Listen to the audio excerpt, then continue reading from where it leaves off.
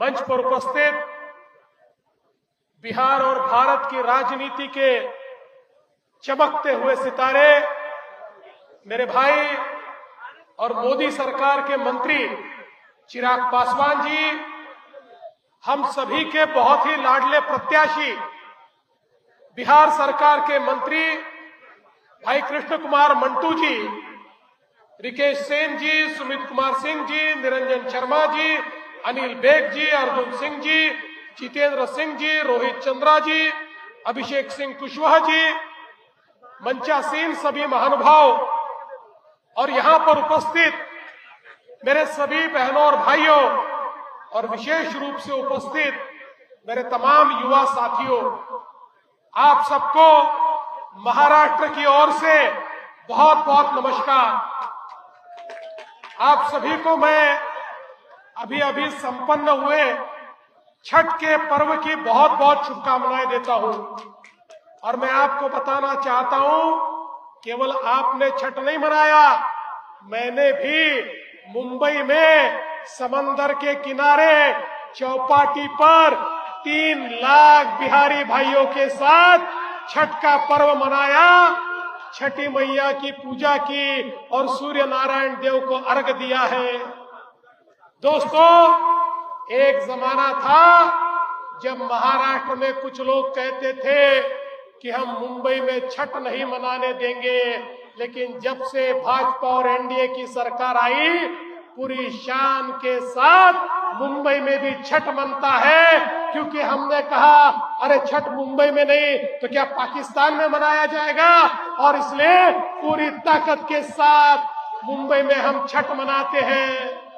लेकिन दोस्तों, मुंबई में छठ मनाने पर जो पाबंदी लगाने की बात करते थे, वो सारी पार्टियां किसके साथ में है?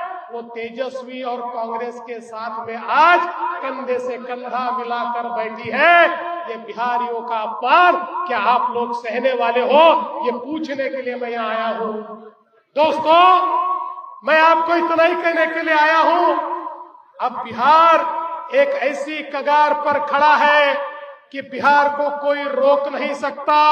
मोदी जी, नीतीश जी, इनके नेतृत्व में पिछले 5 वर्षों में बिहार ने जिस प्रकार से रास्तों का जाल बिछाया, नए पुलिया बने, इंजीनियरिंग कॉलेज बने, मेडिकल कॉलेज बने, शिक्षा संस्थान बने, इंडस्ट्री बनी।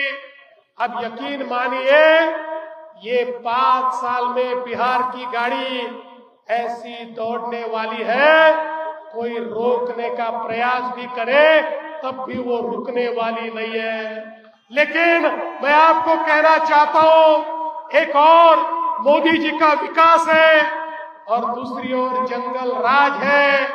आप क्या चाहते हैं, ये आपको तय करना है। अरे ये चुनाव नीतीश जी या मंटू जी के भविष्य का चुनाव नहीं है मेरे युवा साथियों, ये आपके भविष्य का चुनाव है। अगर एक गलती कर दोगे तो आगे बढ़ने वाला बिहार वापिस जंगल राज की ओर जाएगा और मंटू जी के साथ यहाँ पर फिर एनडीए की सरकार बनेगी, तो बिहार को कोई रोक नहीं पाएगा।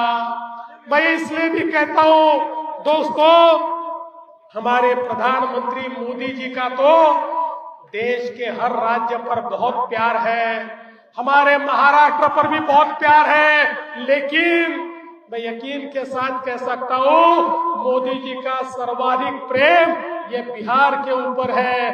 मोदी जी के दिल में बिहार है और बिहारियों के दिल में मोदी जी है। इसलिए मोदी जी के नेतृत्व में ये आगे बढ़ता हुआ बिहार अब कोई रोक नहीं सकता।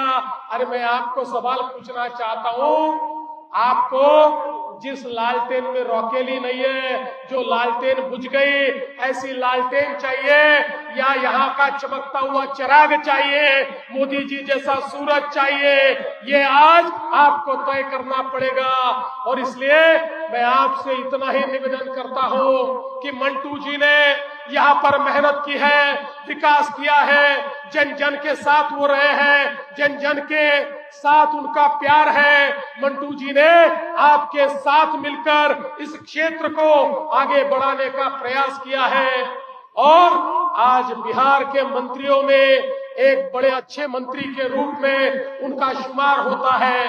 इसलिए आपसे इतना ही निवेदन है, फिर एक बार अब की इस चुनाव में मंटू जी को इतने वोटों से चुनकर दीजिए कि पूरे बिहार को पता चले कि अमनौर से मंटू जी को किस प्रकार से आपने समर्थन दिया है।